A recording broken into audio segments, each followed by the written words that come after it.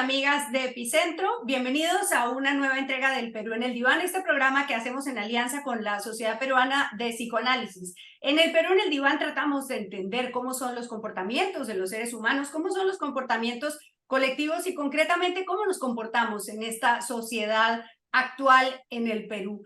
Hay una noticia que ha generado gran impresión en la opinión pública vinculada con una manipulación de imágenes a través de inteligencia artificial en un colegio que ha generado mucha angustia en padres de familia, porque lo que se conoce que ha ocurrido es que algunos adolescentes usaron rostros de niñas y luego las manipularon con inteligencia artificial y les pusieron cuerpos de mujeres desnudas, y eso es, por supuesto, muy preocupante. Pero ese es solo un episodio de todos los desafíos que genera la vida en la virtualidad, este nuevo mundo virtual lleno de redes y de tecnología que permite manipulaciones y que permite que nos hagan creer cosas que no son.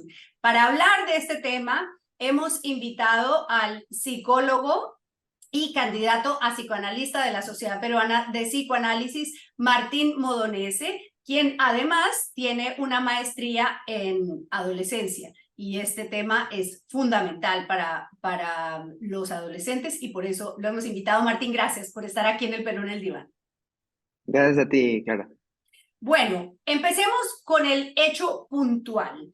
¿Cómo interpretamos lo que ha ocurrido en un colegio en Lima? Los niños utilizan los rostros de las niñas publicados en sus redes sociales, en su Instagram, en su Facebook, y los manipulan con inteligencia artificial y ponen imágenes pornográficas, digamos, cuerpos desnudos acompañando esos rostros. Por supuesto, eso ha generado un gran escándalo. ¿Cómo desde el psicoanálisis, desde la terapia psicológica puedes interpretar lo que ha ocurrido? Yo creo que es un hecho que permite ver diferentes aspectos que suceden hoy en día en la sociedad y, digamos, se puede abordar desde distintos sitios, ¿no? Yo creo que, por un lado, tenemos para pensar en la adolescencia misma, ¿no?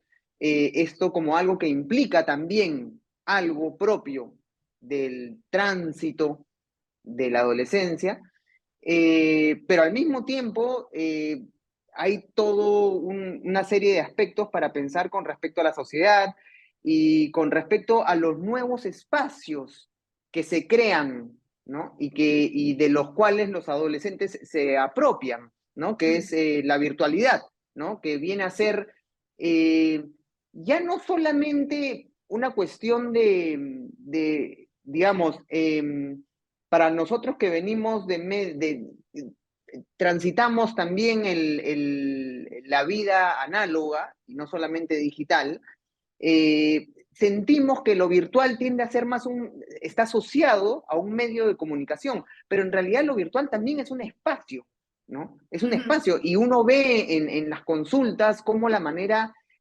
como los adolescentes tienden a narrar, ¿no? Los hechos, tienden a situarse en estos espacios. Lo que pasa en el Instagram, pasa en un chat, ¿no? Pasa en diversos espacios virtuales, ¿no? En ese sentido, estos espacios virtuales, la adolescencia, el tránsito adolescente ahora pasa en estos espacios, ¿no? Y se abre una serie de aspectos, se abren una serie de también riesgos, producto de estos nuevos espacios, ¿no? Que tal vez no todavía estemos nosotros en proceso de entenderlos, en proceso de no sé, tratar de manejar o de aminorar, ¿no? Los peligros que esto puede conllevar, ¿no? A Yo ver, creo quiero sí, preguntarte, no. porque hay quienes dicen esto es muy grave, esto es un delito, lo que ha ocurrido, y estos muchachos son unos delincuentes, ¿no? Hay quienes los presentan de ese lado. Y por otro lado hay otros que dicen, bueno, hay que entender que es una picardía adolescente, sin desconocer que hay una afectación seria para las chicas. Es una picardía adolescente, salvo solo que se magnifica en el hecho de que eso se distribuye y que termina siendo, que termina agrandado por la virtualidad, por las posibilidades que da el mundo virtual. ¿Cómo, en qué lado de esas dos corrientes te ubicas? Claro, evitaría ponerme en solamente dos lugares, Ajá, ¿no? ya. Es un espectro en todo caso. Y yo sí creo que tiene de, a ver, yo creo que en este tránsito adolescente, algo que siempre suele pasar, ¿no? Y que es propio en todo caso de estos procesos, de este transitar, ¿no? Desde la infancia hacia la adultez, digamos. Eh, Algo que suele pasar es la revisión de muchos aspectos que ya se daban por sentado en la infancia, ¿no? Ujú. Entre estos aspectos está el tema de la sexualidad, que lo podemos ver presente en este hecho. Se revisan también temas con respecto a la autoridad, ¿no? También se revisan temas con respecto a la identidad, ¿no? Y son cosas que se revisan y se replantean y se cuestionan, ¿no? Entonces, aquí también en este hecho vemos que se están transgrediendo límites, ¿no? Otro tema muy recurrente en la adolescencia, ¿no? Es jugar un poco con el límite, ¿no? Jugar, ver hasta dónde llego, ¿no? De niño llegaba hasta este lugar, ¿no? Ahora, pero ese límite me lo ponían otros, ¿no? A ver hasta dónde llego yo, ¿no? Este de acá también es un juego con el límite, ¿no? Evidentemente, no todo adolescente, digamos, transgrede los límites como estos niños lo han transgredido, evidentemente, ¿no? Acá hay Ujú. una transgresión mayor, ¿no? Pero finalmente es una transgresión dentro del contexto y con las herramientas que el mundo de los adolescentes le ofrece, ¿no? La palomillada o la transgresión del límite propia no sé, pues de hace 10 años, hace 20 años o hace 30 o 50 años, también habían transgresiones, pero era dentro de un contexto, ¿no? Y tenía el alcance que le permitían las herramientas de ese momento. Ahora el tema es que el mundo ofrece con la virtualidad mucho más, ¿no? Entonces los límites se estiran, ¿no? Y Claro, las transgresiones también, ¿no? sí. Entonces, es un desafío realmente, ¿no? No solamente, o sea, para las personas que circundan también o que rodean a las personas que van transitando la adolescencia, también es todo un desafío, porque evidentemente no puedes ir en contra de una realidad virtual, no puedes ir en contra, pero al mismo tiempo, mm, o sea, tampoco puedes cruzarte de brazos frente a todos los peligros que existen, Ujú. ¿no? Ya los flirteos, por ejemplo, los primeros encuentros, ¿no? Seducciones que se van conociendo entre personas, ya ni siquiera entre adolescentes en general, pero circunscribiéndonos al mundo adolescente, ya no pasan solamente por lo presencial, también pasan por el medio virtual y por los mensajes, y sí, muchas veces hay cierto coqueteo y pueden eh, haber ciertos intentos de seducción y pueden haber ciertos pases hacia alguna foto, ¿no? El sexting, ¿no? Ajá, Eh, claro, y claro, ahí también uno dice, son los medios, son los espacios, pero qué riesgoso, ¿no? sí. Y te quiero preguntar algo porque, digamos, probablemente uno de los momentos más difíciles para un adolescente es empezar a descubrir que le gusta a alguien, que tiene que invitarla a salir a esta persona, que empiezan a tener una cercanía física, ¿no? Pero lo hablábamos antes de la entrevista. Ahora pasa mucho que virtualmente, digamos, los chicos se ponen muy valientes, dicen cosas por WhatsApp o por el medio que se comuniquen, dicen cosas audaces, pero cuando se encuentran no han roto la barrera física y tienen más intimidad virtualmente de la que tienen físicamente cuando se encuentran. ¿Cómo hacer para que coincida ese mundo virtual con el mundo real, ese que tienes que franquear la barrera y cogerle la mano a la chica, ¿no? ¿Cómo se hace eso? ¿Cómo Claro, explicarles a los a los adolescentes y a los padres que es necesario que haya un contacto real para poder llegar a tener una relación real y una intimidad real. Yo incluso he podido conocer en momentos de mi vida gente que por ejemplo, tenían novios, una chica que tenía un novio que había conocido en un programa de realidad virtual, en una discoteca del programa de realidad virtual. Y ahí se habían conocido porque ella siempre iba a ese lugar en la realidad virtual, a esa discoteca, y este chico ponía música en la discoteca del juego de realidad virtual. Y se hicieron novios, ¿no? Ahí. Y de ahí pasaron a una etapa, digamos, presencial, si quieres. Ajá. ¿No? ¿Y funcionó? Sí, funcionó lo que funciona una relación pues, de adolescente, ¿no? Y vieron ahí. Pero voy al hecho de que esta es un caso donde, a ver, una persona no es en este país, y que es interesante porque también hay que pensar que si bien hay esta cuestión de que, digamos, hay gente que llega al espacio físico con cierto hándicap, ¿no? Porque solamente te has desplegado en el espacio virtual, que te permite manipular de cierta manera. Si bien es verdad y es un desafío entrar en contacto con lo que para nosotros es lo espontáneo, lo natural, que es el contacto físico, claro, hay mucha gente que le viene súper bien. Gente muy, muy tímida, gente con muchas, digamos, dificultades para el contacto físico directo, para el coqueteo, si quieres, o para, no sé, pues, entablar relaciones. Claro. Directamente, y que esto les cae a pelo y les resulta como que el medio para comenzar a entrar en esto, ¿no? Por eso, claro, me quedo en eso que salió hace un ratito de te posicionas aquí o te posicionas acá. No, yo creo que Claro. Hay una realidad y hay que saber jugar con ella, ¿no? Sí.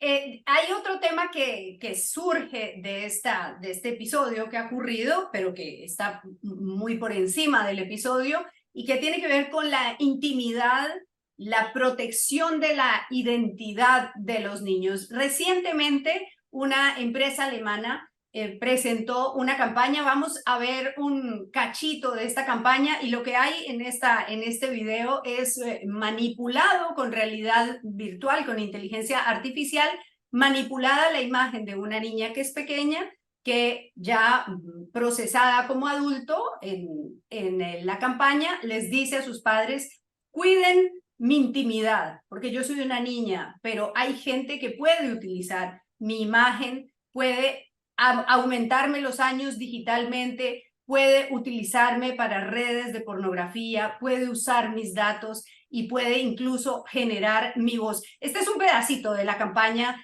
que ha generado mucha conmoción.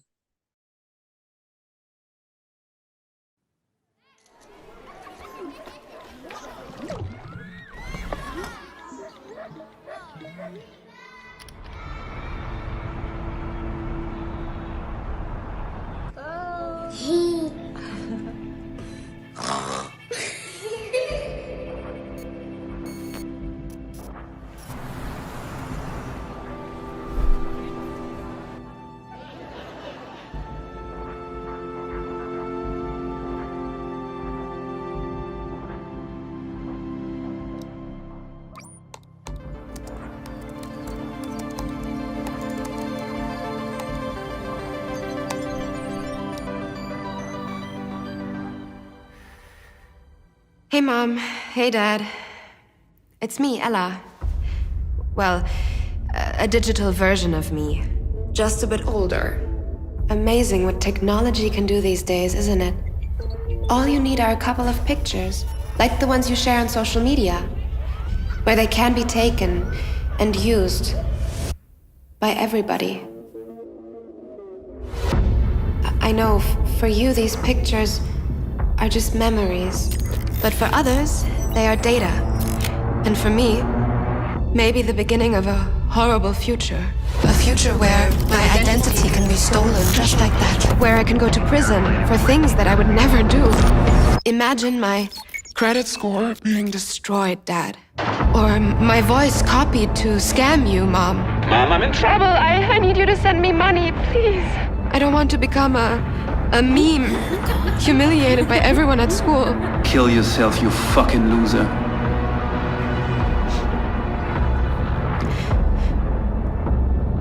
And I certainly don't want this.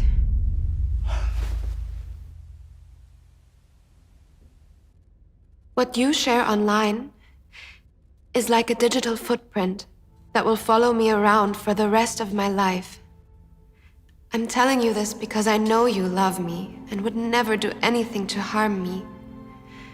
So please, Mom, please, Dad, protect my virtual privacy.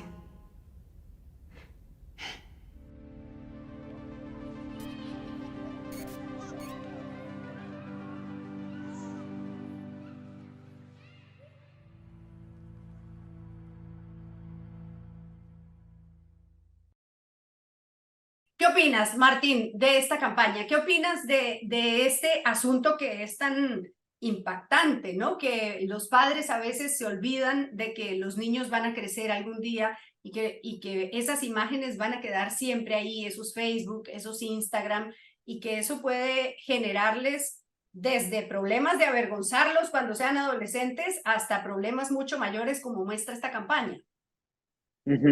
Claro, otra vez, ¿no? A la manera de abordar y de entender de qué es una nueva realidad, yo creo que también se puede caer de lado, ¿no? De la subestimación, ¿no? Es como, ya está.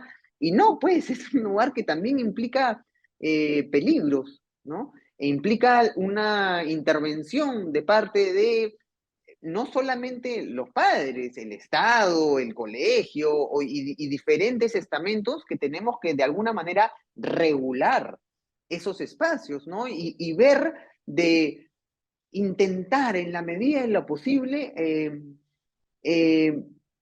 claro, cuidarnos de posibles peligros, ¿no? Sí, efectivamente, yo creo que lo que están retratando en ese spot es un poco estas perspectivas, ¿no? De tal vez ser ya muy ligeros con respecto a lo que puede pasar, ¿no? Claro, también nos podemos ir al otro extremo, ¿no? De la persona que no sube absolutamente nada, ¿no? Y que vive en paranoia total por cualquier contacto con este mundo virtual, ¿no? Porque finalmente si te pones muy paranoico, claro, todo puede ser trucable, cualquier comunicación puede ser manipulable, todo puede ser robable, ¿no? Entonces, ese sería el otro extremo, ¿no? Claro. Sí, entonces, pero fíjate, por ejemplo, que en la huelga de actores y productores de Hollywood, uno de los reclamos en Hollywood era, bueno, que no utilicen inteligencia artificial, porque pues se puede utilizar la inteligencia artificial para hacer creer que un actor está en un lugar que no está, para hacer una campaña publicitaria sin pagarle, para usar su voz o su imagen sin que él esté de acuerdo. O sea, es un desafío que va mucho más allá de lo que podamos sentir en las relaciones interpersonales y que está abordando todos los temas de la vida moderna, ¿no? Y yo creo que, claro, independientemente de esta cuestión de la huelga de actores, que ya veremos cómo es algo totalmente nuevo, ¿no? Vamos a ver cómo se regula y dónde trazan los límites. Veremos, ¿no? Me parece bien que pongan que esté sobre la mesa el tema, ¿no? Y que digan, ya, ellos están exigiendo eso, pero ya vamos a ver cómo se regula finalmente, ¿no? Lo que sí siento, y en relación a lo que tú dices, es que es un tema bien vasto, ¿no? Donde da la sensación de que se pierden los límites, ¿no? Y yo creo que esa sensación genera mucha angustia, ¿no? Genera mucha angustia este mismo hecho, ¿no? De ver que unas niñas, de una manera tan simple, pueden terminar siendo expuestas de esa manera, y eso conduce a una serie de reacciones, ¿no? Ujú. Que también se ven, ¿no? Se ven distintas reacciones, ¿no? Yo entiendo muchas veces estas cuestiones de tanta angustia también generan reacciones muy viscerales, ¿no? De que expulsen a los niños, ¿por qué no expulsan a los niños, ¿no? Veía la otra vez una entrevista relacionada a este tema y el entrevistador había invitado a una persona del Ministerio de Educación y le decía directamente, ¿y ustedes qué van a hacer para que esto nunca más vuelva a pasar? ¿No? Ujú. Y, ¿ya han expulsado a los niños del colegio? No, entonces le explicó que no, que el colegio, independientemente de las medidas que haya tomado el colegio, que en realidad no sé exactamente cuáles sean, me imagino que es una cuestión más interna, tenía entendido que los primeros días los habían enviado a sus casas, ¿no? Que se habían tomado ciertas medidas, ¿no? Y el entrevistador decía, lo han enviado a sus casas. Eso para mí en mis épocas era un premio, Un ¿no? premio. Era como dando a entender de que tenían que, o sea, prendan las antorchas y vamos a quemarlos, Meterlos presos, ¿no? claro. Claro, y entiendo, o sea, no entiendo, no comparto, pero entiendo esas reacciones ante esas sensaciones de impotencia, y eso es lo que se activa estos comportamientos más escindidos, más radicales, ¿no? Donde no admiten matices, ¿no? Y Ujú. tal vez lo que cabría pensar más bien es, evidentemente, la intervención con estas víctimas, un seguimiento, estas personas que han sido expuestas, a nivel de identidad, a nivel de sexualidad, ¿no? Estas sensaciones de violación, literalmente, porque se están violando Claro. unos límites terribles, pero también la intervención con estas personas que han transgredido estos límites.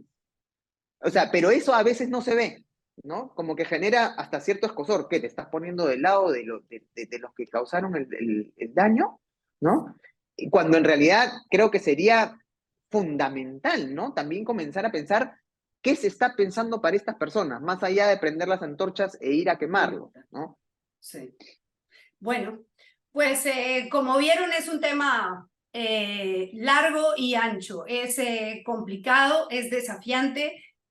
Yo diría, para cerrar, quiero preguntarte, no hay fórmulas mágicas para nada, pero supongo yo que una clave para esto es pensar antes de postear, pensar antes de actuar, pensar antes de abrirle una cuenta a un hijo o de permitirle abrir una cuenta a un niño. Creo que eso podría ser un primer paso para que las acciones que se tomen no sean irreflexivas. ¿Qué te parece?